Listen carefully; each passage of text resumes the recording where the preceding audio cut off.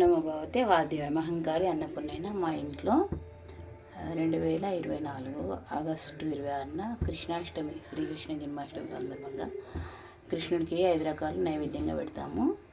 అంటే 3 స్వీటు 2 కారణ లేకుంటే 3 కార 2 స్వీట్ అని పెడతాము.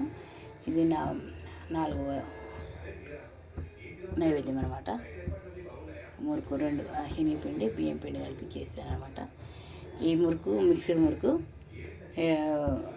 ఎలా చేయాలో మహంకాళి అన్నపూర్ణ రుచులు అనే నా ఛానల్లో ఉంటుంది, తప్పకుండా చూడండి.